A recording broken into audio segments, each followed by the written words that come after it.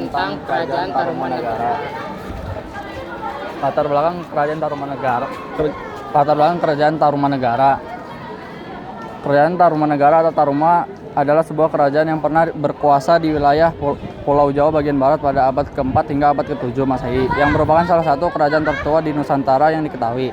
Dalam catatan, Kerajaan Tarumanegara adalah kerajaan Hindu berada di Wisnu. Kerajaan Tarumanegara didirikan oleh Raja Diraja Guru Jaya Singhawarman pada tahun 358. Yang kemudian digantikan oleh putranya Dharma Yawarman pada tahun 382 sampai 395 Masehi. Raja Jaya Singhawarman berkuasa dari tahun 358 sampai 382 Masehi. Setelah raja mencapai usia lanjut, raja mengundurkan diri untuk menjalani kehidupan kepanditaan sebagai pertapa, bergelar Raja Resi, nama dan gelar raja menjadi Raharesi. Raja Diraja Guru Jaya Singhawarman.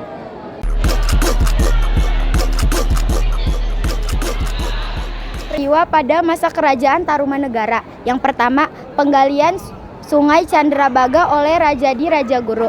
Yang kedua, penggalian Sungai Gomati sepanjang 6.112 tombak atau 12 km oleh Purnawarman pada tahun ke-22 masa pemerintahannya.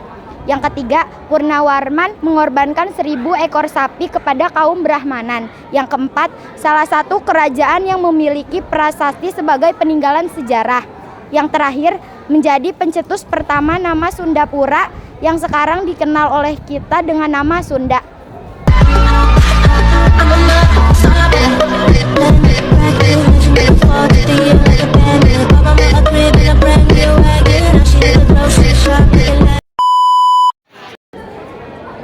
Nama-nama Raja Kerajaan Tarumanegara. Semasa terdiri Tarumanegara dipimpin oleh 12 raja, yaitu Jaya Singhawarman 358 sampai 382 Masehi.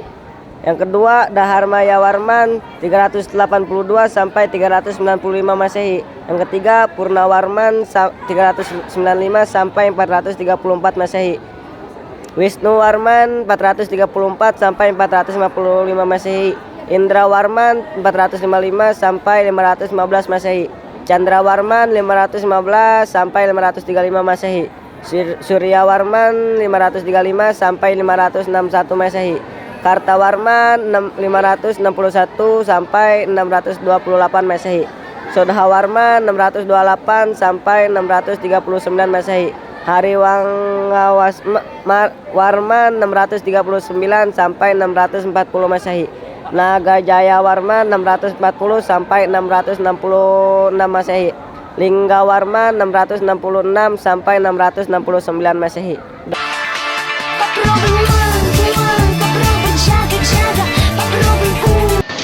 Puncak kejayaan Kerajaan Tarumanegara terjadi pada masa pemerintahan Purnawarman.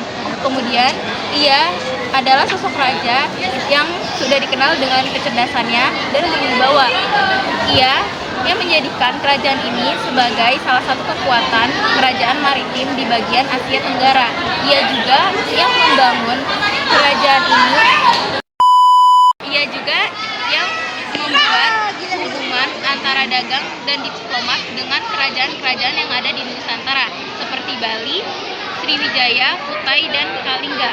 Kemudian pada masa pemerintahan ini, ia menggali Sungai Gomati sepanjang 12 km bertujuan untuk mencegah bencana alam seperti banjir dan kemarau. Kemudian perekonomian di kerajaan ini juga sangat maju karena kerajaan ini Kemudian perekonomian ini sangatlah maju dengan dibuktikan raja yang memberikan sedekah 1.000 sapi kepada para Brahmana. Oh, ada lagu baru lagi. Nih. Kasian Kasian kenapa tuh? Jadi, kerajaan Tarumanegara ini mengalami masa keruntuhan. Masa keruntuhan ini diperkirakan terjadi di abad ke-7 selama mengalami 3 abad kerajaan ini berdiri di masa kejayaannya. Terdapat serangan Sriwijaya yang diperkirakan terjadi di tahun 650 dan sehingga terjadi kerajaan di Tarumanegara sehingga mengalami keruntuhan serta Tarumanegara terpecah. Pecahnya Tarumanegara ini menjadi Sunda dan Galuh yang diambil dari naskah Wangsakerta, yaitu Galuh yang mengambil keputusan berpisah dari Tarumanegara dan Sunda dari penerus Linggawarma yang memilih mengubah kerajaannya menjadi Sunda. Demikian kerajaan Tarumanegara diambil dari dua kerajaan itu, Sunda dan Galuh.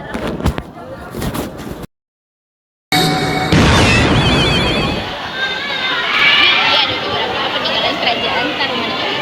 Yang pertama ada Prastis.